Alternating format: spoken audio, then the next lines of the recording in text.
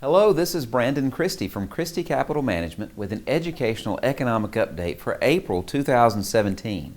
In this month's video, we'll discuss some of the major headlines that influenced markets in March and provide insight into what these developments could mean for you as an investor.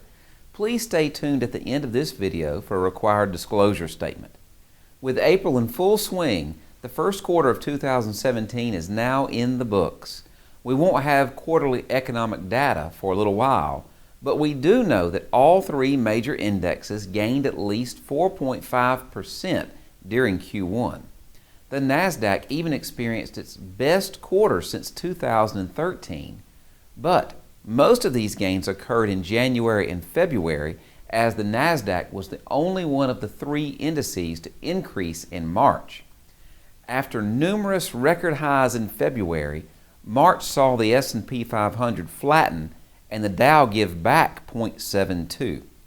While the markets may have provided fewer record-setting headlines in March, we did pass a milestone in the economic recovery, the 8th anniversary of the Great Recession's lowest market day. Looking at a few data points can show just how far the economy has rebounded since 2009. First, consider unemployment. In March of 2009, the unemployment rate was 8.7%, and it reached 10% by October of that year. The most recent readings for 2017 were 4.7%, less than half of the highest rate during the recession. Next, the GDP has also improved during the same time. In March of 2009, we learned that the economy had contracted by 6.3% in the fourth quarter of 2008. Its worst decline in 26 years.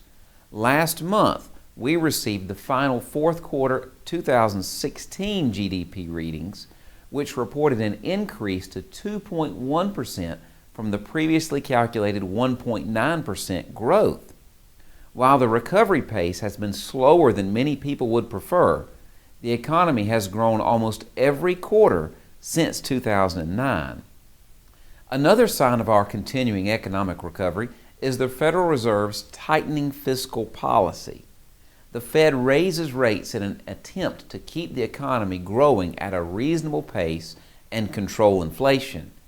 For a decade between 2006 and 2016, the Fed did not raise rates a single time and took the rate from 5.25% to zero between June 2006 and December of 2008.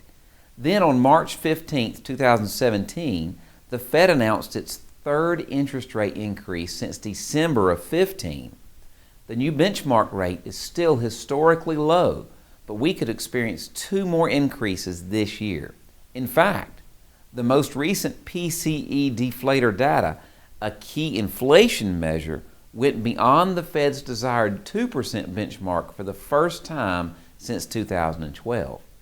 As a result, some analysts believe we may see more than two interest rate increases before the year is over.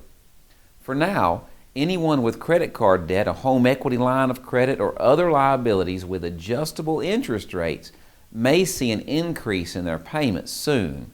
But remember, rising interest rates indicate that the economy is growing stronger.